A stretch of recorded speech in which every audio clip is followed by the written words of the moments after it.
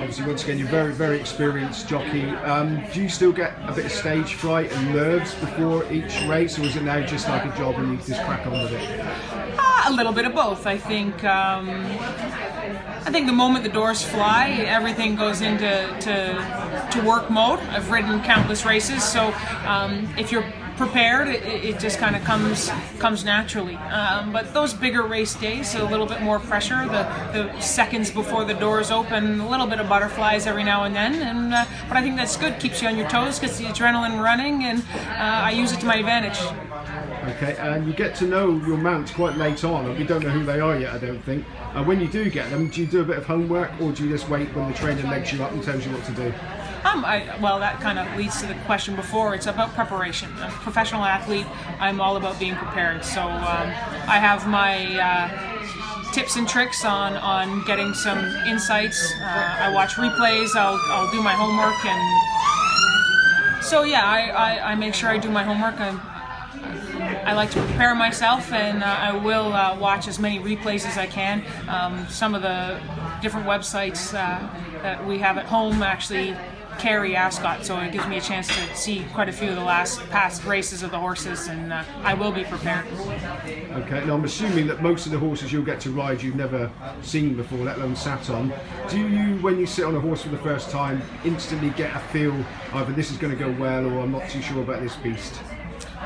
Instantly might be a little quick. I think part of it is knowing conversation with trainers is very important. They can give you insights as to not only race tactics and what they're looking for, but idiosyncrasies of that individual.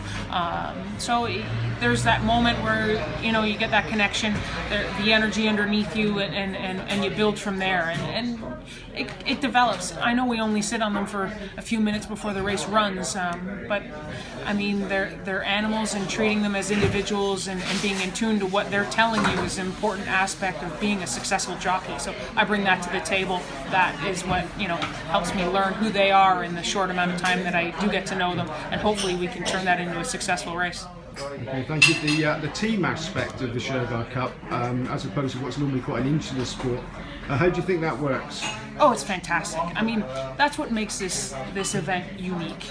It's a different setup. It's a different style.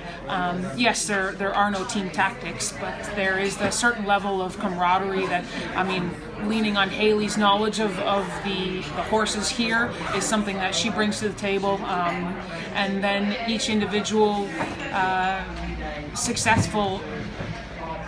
each individual's successes that they can bring as well. Michelle's success in Australia, it's a different style of riding, different, it's amazing going from continent to continent and seeing horse racing really just a horse, four legs, and a rider, and how differently everything is done. So it's makes for a different kind of event, something very enjoyable to watch, and give the teams not the everyday punters something a little differently that they can sink their teeth into and cheer home, whether it's Team Rest of World, maybe someone's from abroad, or the girls team. Okay, and finally, there's a lot going on after racing. Do you stay around and boogie?